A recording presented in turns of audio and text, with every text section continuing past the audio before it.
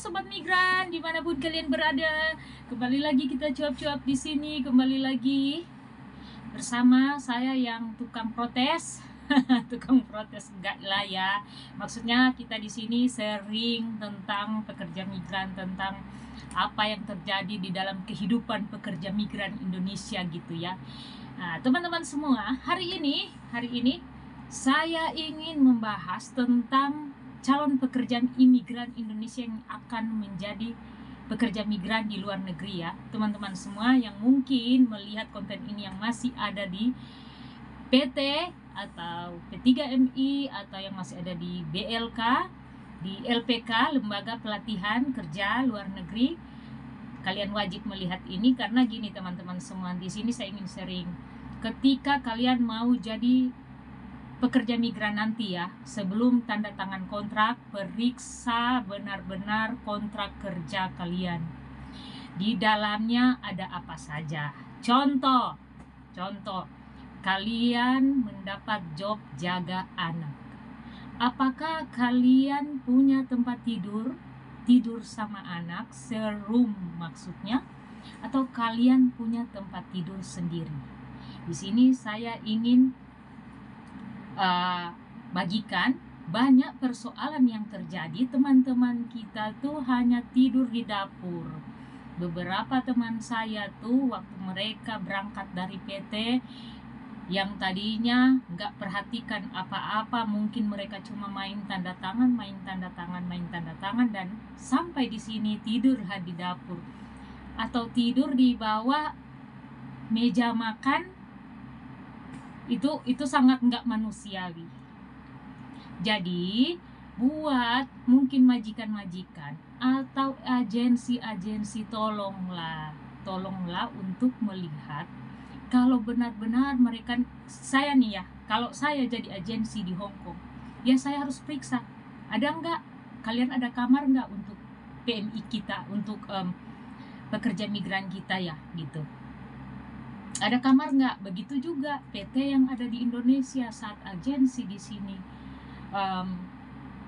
mau bilang ada majikan untuk PMI-nya gitu ya, harus tanyakan dong. Oh iya ada, maksudnya kan di kontrak kerja itu kan ada serum atau punya kamar sendiri kan. Tapi kadang-kadang ya banyak, bukan kadang, banyak agensi sama PT udah kerjasama dalam hal apa, mereka udah tahu nggak ada kamar, tetap anaknya dikasih. Apalagi yang non itu, non paling rentan sekali untuk dibodohi dalam hal tempat tidur ini ya. Saya ngomong tempat tidur, mereka kan yang penting tanda tangan kontrak aja, mau seru, mau tidur di mana, yang penting saya dapat majikan aja dulu gitu. Dan akhirnya sampai sini kan susah sendiri gitu. Aduh, ternyata saya cuma tidur di dapur, selesai masak semua, makan semua, mandi, terus saya gelar tikar di dapur. Itu buat saya ya nggak manusiawi. Kalau buat teman-teman semua yang mungkin ke depan mau tanda tangan kontrak, perhatikan baik-baik tuh. Perhatikan baik-baik, saya ini serum nggak? Ada kamar nggak gitu? Ya mungkin gini, udah nggak apa-apa ya kalau memang nggak ada kamar kayak saya kan ini kamar sendiri. Mungkin teman-teman yang serum sama anak ya, dirimu di atas dan anak yang kalian jaga di bawah gitu. Jadi serum berbagi ruangan gitu, berbagi satu kamar lah gitu ya, satu kamar gitu. Tapi kalau tidur di dapur atau di ruang makan, udahlah, nggak usah ambil cecelah, nggak usah ambil pembantu lah. Kalau saya jadi agensi ya, untuk lihat pekerja migran yang kayak dapat majikan terus hanya mau ngambil, tapi akhirnya PMI-nya gitu tidur di dapur atau di ruangan, terus saya langsung ngomong nggak usah ambil lah, kalian belum ada ruangan, belum layak gitu. Itu kan kalau dilaporkan kena loh. Itu kalau seumpama labor tahu ya, berarti kalian tuh masih belum ada uang untuk ambil CC, karena kan ruangan kalian belum ada gitu. Mau serum aja nggak bisa gitu, gimana ngambil CC. Jadi buat teman-teman ya, Mungkin kalian yang akan jadi pekerja migran Indonesia yang mungkin akan diproses di sini, ini penting sekali. Harus tanyakan kalian tidur di mana, karena banyak kejadian ada yang tidur di dapur, ada yang tidur di samping meja makan gitu. Itu ya teman-teman semua. Itu harus dilihat.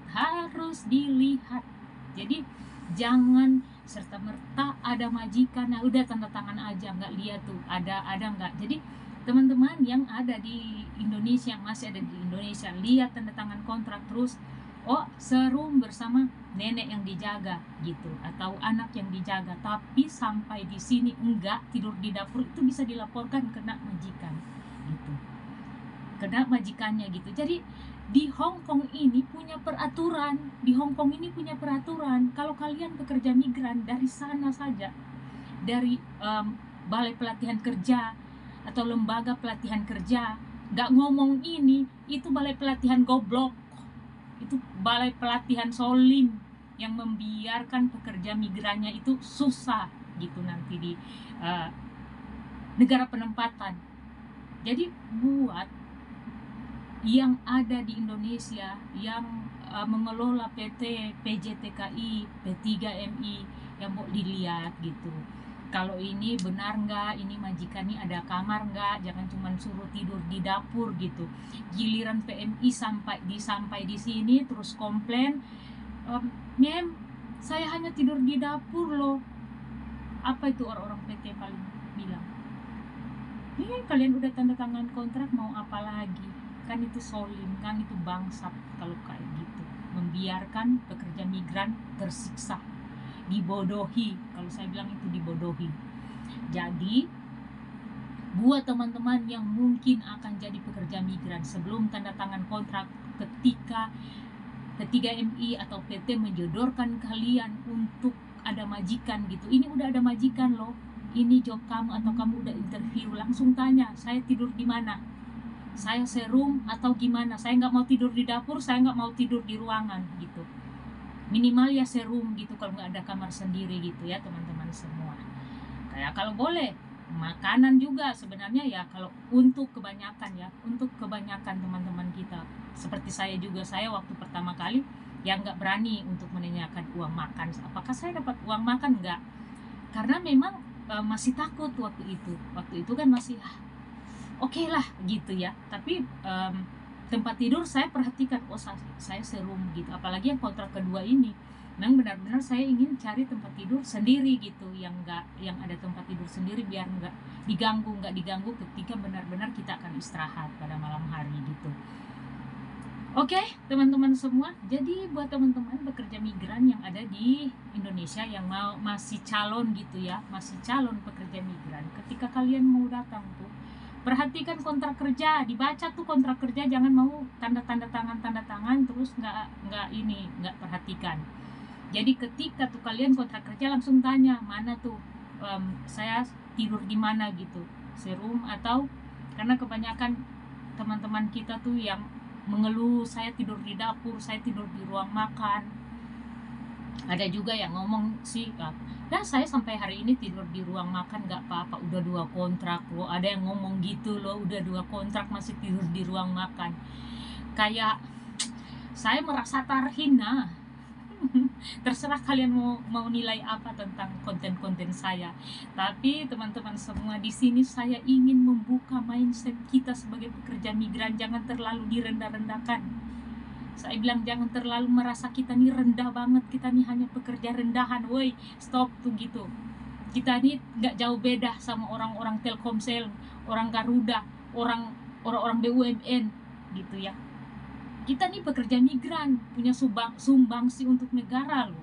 Kok kita selalu membranding diri kita ini terhina gitu. Jadi teman-teman, nggak usah kalau ada yang orang bilang, udah kalau babu aja. Sorry, iya memang kerja kita cuman beda tempat kerja doang. Tapi kalau mau ditanya, kalian punya sumbangsi nggak untuk negara gitu? Ya cuma pajak bumi dan bangunan gitu. Tapi kita devisa negara loh. Belum uang kiriman kita yang menjadi devisa negara, belum kiriman kita yang kita kirimkan ke Indonesia itu yang melalui ekspedisi kita menguntungkan ekspedisi, dan ekspedisi menguntungkan bea cukai dan bla bla itu semua gitu. Jadi jangan pernah membranding diri kita terlalu terhina gitu ya teman-teman semua.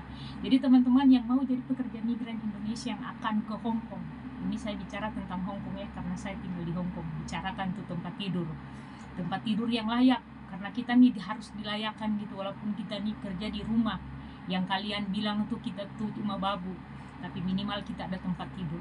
Oke, teman-teman semua, ya sekiranya konten ini bisa bermanfaat buat kita semua gitu ya.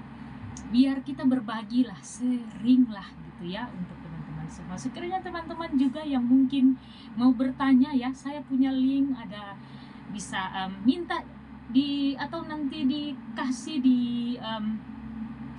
konten ini ya nomor saya, mau sharing, mau berbagi, mau curhat-curhatan, dijamin tidak akan dipublikasi. Yang penting kalian mentalnya tetap aman, tetap kuat, strong gitu ya. Kita sama-sama menguatkan diri kita. Kita sama-sama harus bangkit dari setiap keterpurukan yang ada. Saya percaya kalian tuh mengambil sikap menjadi pekerja migran itu tidak mudah, mengambil keputusan sebagai pekerja migran Indonesia.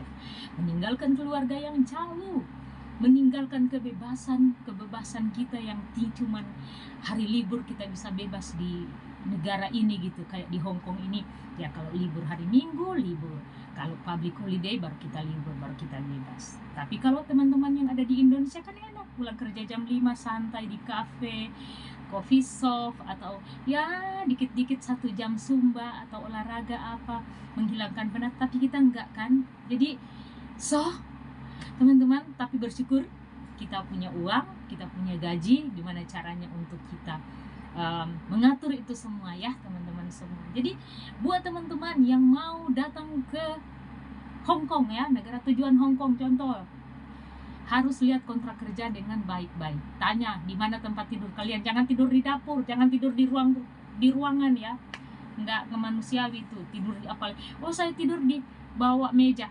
Stop seperti itu ya. Kita harus dilayakkan, kita harus layak gitu. Walaupun kita pekerja domestic helper atau hanya pembantu di luar negeri, kita wajib mempunyai fasilitas yang majikan sediakan. Kalau nggak sediakan berarti mereka belum layak mengambil mengambil domestic helper. Oke? Tetap semangat. God bless. Bye-bye.